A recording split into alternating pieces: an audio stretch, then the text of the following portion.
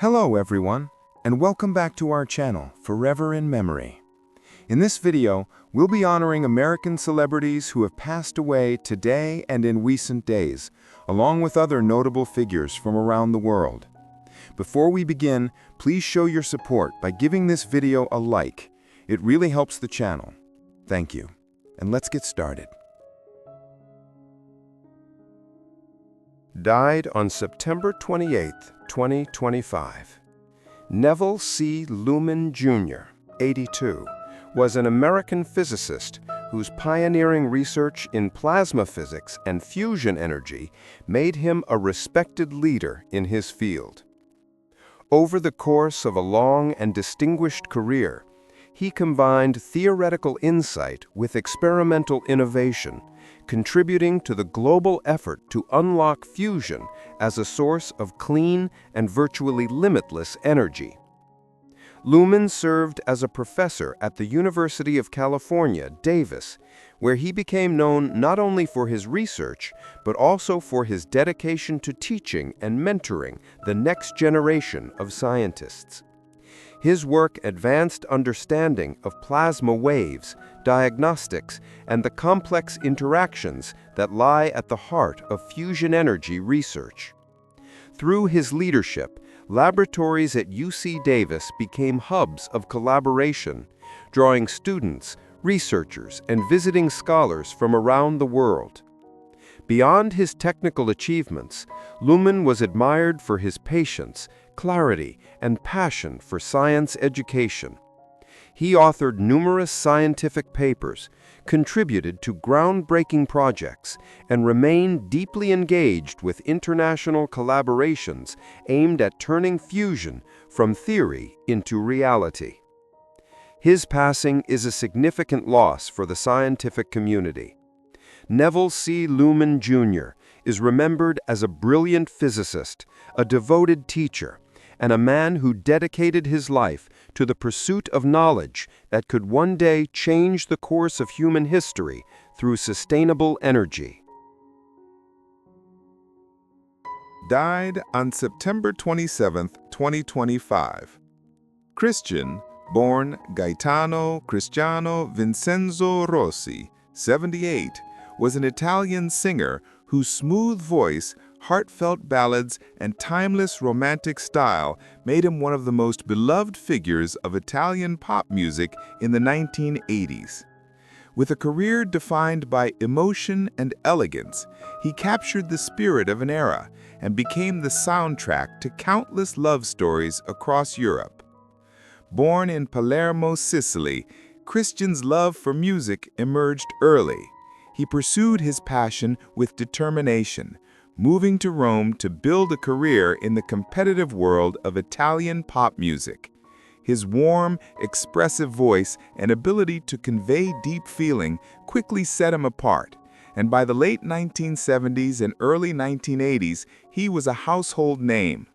Songs like Cara, Sarà per te, and Un'altra vita became staples of Italian radio, celebrated for their lyrical sincerity and melodic richness. He was a frequent presence at the Sanremo Music Festival, where his performances became emblematic of Italy's romantic pop tradition. Fans cherished him not only for his music, but for the sincerity and humility with which he approached his art. Even as musical trends shifted, Christian remained a respected and admired figure, performing for loyal audiences and continuing to record new music throughout his life. His passing is deeply felt in the Italian music community and among generations of listeners who grew up with his voice. Christian is remembered as more than a singer.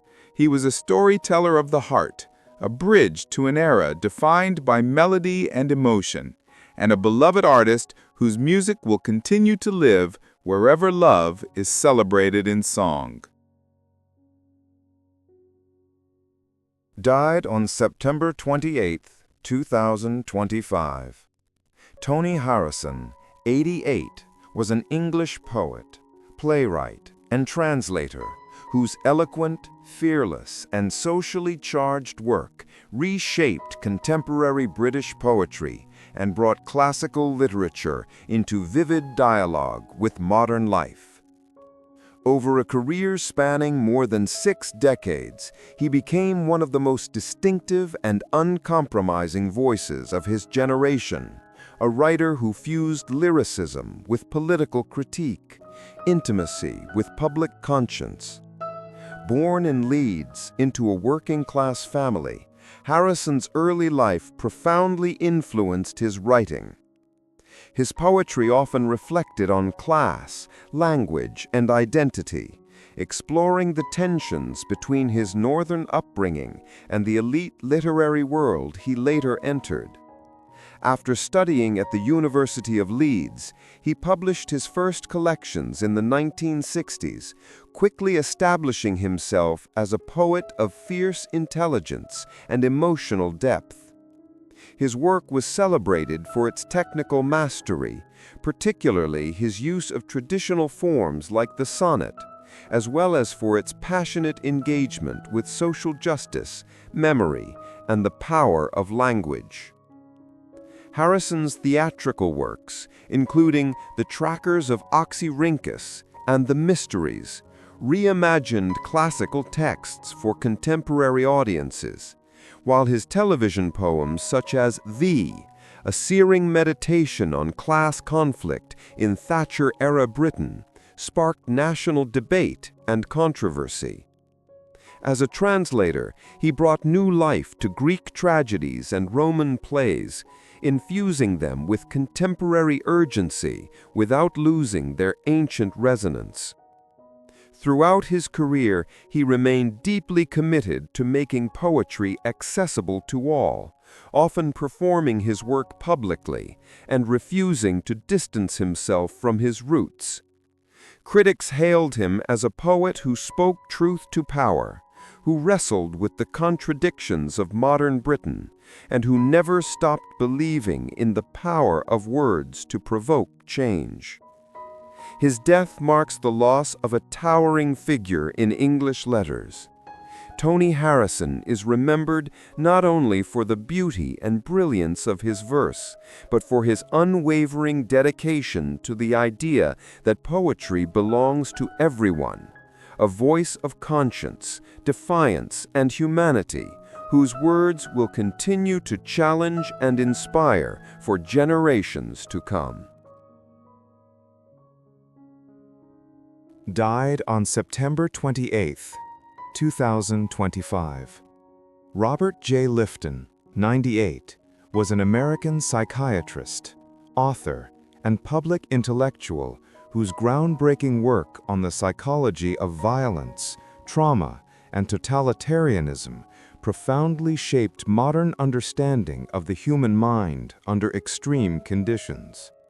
Over a career spanning more than 7 decades, he became one of the world's leading voices on the psychological consequences of war, genocide, and political oppression, combining rigorous scholarship with deep moral conviction. Born in Brooklyn, New York, Lifton was educated at Cornell University and New York Medical College before serving as an Air Force psychiatrist during the Korean War, an experience that sparked his lifelong interest in how ideology and violence shape human behavior. His early research into the thought reform practices used on prisoners of war led to his seminal book, Thought Reform and the Psychology of Totalism, which introduced the concept of brainwashing into public discourse and remains a foundational text in political psychology. Lifton's work extended far beyond the battlefield. He conducted pioneering interviews with survivors of the atomic bombings of Hiroshima and Nagasaki, producing Death in Life, which won the National Book Award and changed how the world understood the psychological toll of nuclear warfare. He later turned his attention to Nazi doctors, exploring how ordinary individuals became agents of atrocity, and examined the moral struggles of Vietnam veterans grappling with guilt and trauma. His scholarship always combined historical depth with psychological insight, revealing the ways individuals adapt or fail to adapt to overwhelming moral crises. Throughout his life, Lifton was not only a scholar, but also an activist. He spoke out against nuclear proliferation, war crimes, and abuses of power, insisting that psychological understanding must serve humanity and justice. He taught at institutions such as Yale, Harvard, and the City University of New York, mentoring generations of students and scholars who carried forward his interdisciplinary approach. His death marks the passing of a towering figure in 20th and 21st century thought. Robert J. Lifton is remembered not just as a pioneering psychiatrist, but as a moral witness, a thinker who confronted humanity's darkest capacities while insisting on its potential for conscience, resilience, and transformation. Died on September 28, 2025. Harvey Aaronson, 89, was an American journalist, editor, and author whose career spanned more than half a century and left a lasting imprint on narrative nonfiction and investigative reporting. Known for his sharp prose, relentless curiosity, and commitment to telling complex human stories with depth and nuance, he became a respected voice in American journalism and a mentor to many younger writers. Born in New York City, Aaronson developed a passion for storytelling early, studying English and journalism before beginning his career in newspapers. He worked for several major publications, where his reporting covered everything from politics and social change to crime and cultural trends. What set his work apart was his ability to see beyond the headlines, to explore the motivations, struggles, and contradictions behind the events he covered. Aaronson's reputation grew with his incisive long-form writing and his work as an editor, where he helped shape the careers of countless journalists and authors. He was also the author and co-author of several books, including notable works of true crime and social commentary that blended investigative rigor with literary style. Whether examining high-profile legal cases or chronicling the lives of ordinary people caught up in extraordinary circumstances, Aaronson approached each project with empathy and intellectual honesty. Throughout his life, he believed deeply in journalism's power to inform, challenge, and connect, and he upheld the highest standards of the profession, even as the media landscape transformed around him. His colleagues remembered him for his generosity, his unwavering editorial judgment, and his insistence on accuracy and truth. His passing marks the end of a remarkable era in American reporting. Harvey Aaronson is remembered as more than a journalist. He was a storyteller, a teacher, and the guardian of the craft whose work continues to inspire those who believe in the enduring importance of the written word. Died on September 27, 2025. Nick Rassus, 81, was an American football player remembered for his speed, intelligence, and determination on the field, as well as for the deep respect he earned from teammates, coaches, and fans alike. A standout defensive back at Notre Dame during one of the program's most storied eras, he helped define the toughness and precision that became trademarks of Fighting Irish football in the 1960s. Born and raised with a passion for the sport, Nick Rassus became a key figure under legendary coach Ara Parseghian, anchoring Notre Dame's defense with sharp instincts, explosive plays, and a relentless work ethic. He was twice named an All-American, and his leadership helped propel the team to national prominence. Known for his ability to read offenses and deliver game-changing tackles, he became one of the most feared and respected safeties in college football. Rassus went on to play professionally in the American Football League, AFL, for the Atlanta Falcons, where he continued to display the same dedication and competitive spirit that defined his college career. Even after his playing days ended, he remained deeply connected to the sport, mentoring young athletes and supporting Notre Dame football for decades. Off the field, he was admired for his humility, generosity, and loyalty, qualities that endeared him to friends and colleagues long after his final game. His passing is deeply felt across the Notre Dame community and among those who cherish the golden era of college football. Nick Rassus is remembered not just for his achievements on the gridiron, but for the character, discipline, and heart that made him a true embodiment of the Fighting Irish spirit. Matthew McConaughey was born on November 4, 1969, in the small city of Uvalde, Texas, into a family that valued hard work, resilience, and storytelling. His father, Jim, had once been a professional football player before running a successful oil pipe supply business, while his mother, Kay, was a teacher with a gift for language and warmth that filled the household.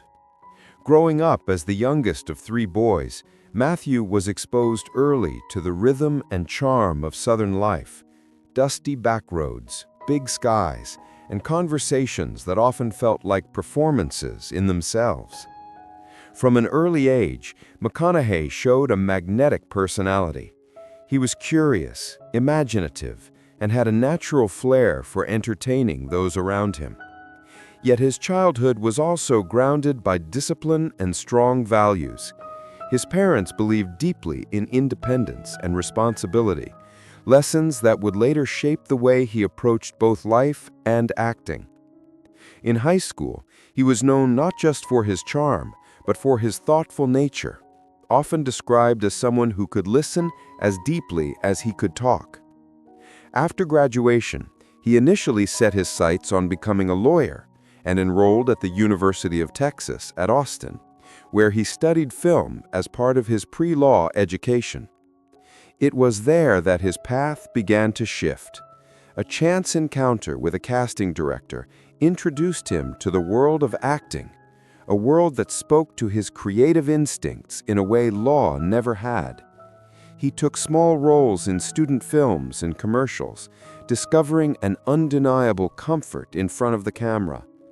What had started as a curious experiment soon grew into a calling. McConaughey realized that acting offered a unique space where he could explore humanity, its contradictions, vulnerabilities, and desires, while also channeling his natural charisma. As he neared the end of college, he made a decisive choice. Rather than pursuing law, he would follow the uncertain but exhilarating road of an actor's life. This decision would set him on a journey that began humbly, but would ultimately make him one of Hollywood's most recognizable and versatile stars. The young man from Texas who once dreamed of courtrooms was about to find his place beneath the lights of movie sets, a stage perfectly suited to his restless curiosity and boundless energy. After deciding to pursue acting, Matthew McConaughey threw himself into the uncertain and often unforgiving world of auditions, small roles, and long waiting periods. His early years in the industry were marked by persistence and a belief that every opportunity, no matter how small, was a chance to learn. That breakthrough moment arrived almost by accident in 1993 when he was cast in Richard Linklater's Dazed and Confused. Originally written as a minor part, McConaughey's charismatic portrayal of the laid-back, endlessly quotable Wooderson made him a standout. The now iconic line, "All right, all right, all right," was improvised on set and became a calling card that audiences would associate with him for decades. This early success opened doors. Over the next few years, McConaughey took on a variety of roles that showcased his range, from dramatic performances in A Time to Kill and Contact, to lighter turns in romantic comedies. Hollywood quickly recognized his rare combination of leading man charm and grounded everyman relatability. By the early 2000s, he had become one of the most bankable stars in the industry, often cast as the affable romantic hero in films like The Wedding Planner, How to Lose a Guy in 10 Days, and Failure to Launch. Yet, despite the fame and financial success, McConaughey began to feel creatively confined. The romantic comedy roles that had made him a household name also threatened to define and limit his career. By the late 2000s, he made a bold and risky decision. He turned down lucrative offers, stepped away from the spotlight, and waited for scripts that would challenge him. This self-imposed hiatus, what he later called his unbranding, would become one of the most significant turning points of his career. It was a gamble that paid off. In the early 2010s, McConaughey re-emerged in a series of critically acclaimed dramatic roles that redefined him as a serious actor. Performances in The Lincoln Lawyer and Mud reminded audiences of his depth and dramatic power, while Magic Mike showed a darker, more unpredictable side of his talent. Each project built momentum, shifting public perception and preparing the stage for one of the most remarkable career resurgences in modern Hollywood. The transformation wasn't just professional, it reflected a deeper shift in McConaughey himself. He was older, more introspective, and more deliberate about the stories he wanted to tell. Acting was no longer just a career, it was a craft, a way to explore truth. That evolution would soon lead him to the role that would define this new era of his life and cement his status as one of the most respected actors of his generation. The turning point of Matthew McConaughey's career, and perhaps the defining chapter of his artistic life, arrived with a series of performances in the 2010s that critics would come to call the McConaissance. The actor who had once been typecast as Hollywood's charming romantic lead reinvented himself completely, embracing darker, more complex roles that demanded vulnerability, emotional depth, and fearless authenticity. The film that most dramatically announced this new chapter was Dallas Buyers Club, 2013. As Ron Woodruff, a hard-living electrician diagnosed with AIDS in the 1980s, McConaughey shed more than 40 pounds and immersed himself in the psyche of a man fighting for his life and dignity. The result was a raw, unforgettable performance that won him the Academy Award for Best Actor, along with the Golden Globe and universal critical acclaim. It was more than a career triumph. It was a declaration that McConaughey was no longer content to coast on charm. He was now an actor in the deepest sense, willing to risk everything for the truth of a character. This period saw a string of powerful performances that cemented his legacy. In HBO's True Detective, 2014, he delivered one of television's most celebrated performances as Rust Cohle, a deeply philosophical and tormented detective whose brooding presence and haunting monologues became instantly iconic. His work in Interstellar, 2014, as Cooper, a pilot and father driven by love and sacrifice, showcased his ability to balance blockbuster scale with deeply human emotion. Even in films like The Wolf of Wall Street, 2013, where he appeared briefly as the eccentric Mark Hanna, McConaughey stole scenes and left a lasting impression. What made this era so remarkable was not just the awards or acclaim, but the personal transformation behind it. McConaughey had learned to embrace silence, nuance, and complexity. His performances carried a weight that reflected his own life journey. The restless Texas kid, the young Hollywood star, the man who stepped back to rediscover himself. He brought all of it to the screen, and audiences felt it. Beyond acting, McConaughey expanded his influence as a writer, producer, and philanthropist. His 2020 memoir, Green Lights, became a bestseller, offering philosophical reflections and lessons drawn from a life lived boldly. He also devoted himself to educational and charitable work through the Just Keep Livin' Foundation, supporting youth empowerment programs across the United States. Today, Matthew McConaughey stands as one of Hollywood's most respected and enduring figures, an actor who defied typecasting, embraced reinvention, and built a career on his own terms. His journey from Texas to the Oscars is more than a success story. It's a testament to persistence, authenticity, and the courage to follow one's own path. And with every performance, he continues to remind audiences why great acting is not just about transformation on screen, but the evolution of the soul behind it.